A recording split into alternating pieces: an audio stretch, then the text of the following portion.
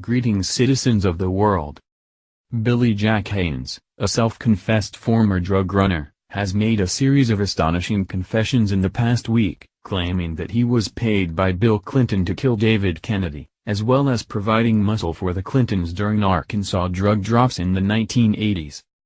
In a shocking confessional video, Haynes explains that the murder of Seth Rich in 2016 forced him to come forward and play his part in ensuring justice is finally delivered to the crime family responsible for so many deaths. Guided by his conscience, Haynes approached Linda Ives, the mother of Kevin Ives, one of the boys killed in Arkansas in 1987 in the infamous Boys on the Tracks unsolved murder, and confessed to her the part he played in her son's death. On August 23, 1987, Kevin Ives, 17, and his friend Don Henry, 16, were murdered in Alexander, Arkansas, and their bodies were then placed on railroad tracks to be run over by a train. The murders of the two boys were until now unsolved. For the past 30 years there has been rumors and evidence linking certain individuals to the murders. The evidence pointed to involvement by law enforcement officers, salient county politicians, and even very high-ranking state and federal officials. Now there are two cooperating individuals working with a private detective hired by Kevin Ives' mother, who have confessed that they were on the tracks the night of the murders. They both tell chilling stories about what happened that night and provide disturbing details about the murders and the cover-up. Haynes, one of the cooperating individuals, has now chosen to go public in order to force the long-running case to a conclusion and deliver justice to the parents of the murdered boys. Confessing in the video that he also operated as a drug trafficker and hired enforcer during his pro wrestling career, Haynes says, "In the late 1970s and early 1980s I stood 6'3" and weighed between 260 and 300 pounds. I was very visually intimidating. I'm not proud to say that in the 1980s I transported large quantities of cocaine in the United States of America. I bought cocaine from the largest drug trafficker in the United States, Barry Seal, out of Baton Rouge, Louisiana." Haynes' working relationship with Barry Seal, an infamous American pilot working for the Medellin cartel as well as the CIA, opened doors in the criminal underworld.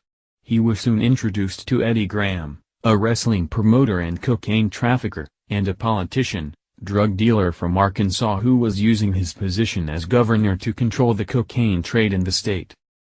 It may sound ridiculous that an agency that is supposed to stop crime was actively distributing drugs in the United States in the 1980s, but CIA drug running in Arkansas is confirmed, along with the Clintons' complicity. Mainstream media rarely report on it, preferring to gloss over the facts, but the information is out there. See here and here. Clinton hitman. Haynes' connections and criminal activities in the 1980s were dark enough, but when he was introduced to the governor of Arkansas things went from murky to pitch black. After multiple meetings with Bill Clinton, including one meeting at Hillary Clinton's place of employment, the Rose Law Firm in Little Rock, Haynes was asked, through Eddie Graham, to murder someone on behalf of the ambitious Democrat politician. In 1984 that politician, drug dealer asked me to kill David Kennedy, who I later learned was the son of very well-known politician, Robert F. Kennedy, the brother of John F. Kennedy. Haynes doesn't go into detail about what happened when he met David Kennedy in his video confession, however significantly more detail was provided in an extraordinary recent Facebook post. After meeting David Kennedy at the Brazilian Court Hotel, Room 107, in Palm Beach, Florida where he was spending one night, Haynes found himself unable to kill him. He says he made the mistake of talking to Kennedy, and realized he liked him. After Haynes left David Kennedy alive, Kennedy was found dead of an accidental drug overdose later that day, at least according to the autopsy. Haynes says he knows nothing about the real details of Kennedy's death, besides the fact Clinton wanted him dead. Eddie Graham believed it was better if Clinton was left to believe that Haynes carried out the hit and did not inform the governor that Haynes did not kill David Kennedy. 3 years later, Haynes was contacted by Bill Clinton again. Clinton tested him by asking if he remembered the year and the state in which they last did business together. Haynes said 1984, Florida, and Bill Clinton asked if he wanted another job. He said yes. In the video confession, Haynes explains, "I was also an enforcer who provided muscle to other parts of the criminal element to ensure their illegal business dealings were collected upon. In August 1987 I was contacted by the Arkansas criminal politician and was asked if I would provide muscle at an Arkansas drug stop. The criminal politician suspected that some drug money drops were being stolen. He suspected that the state police officers were involved in this theft in Arkansas. I agreed to assist with security at the drug drop site. While conducting security at the drug money drop, I witnessed the murder of two young boys, Kevin Nimes and Don Henry. They were murdered by other individuals who were working for the same criminal politician. Their bodies were placed on the railroad tracks to be mutilated by a passing train. In late 2016 I contacted Linda Ives and informed her that I was on the railroad tracks, and when her son was murdered, I was there. I have since met Larry and Linda Ives and their private investigator, Keith Rounsvall.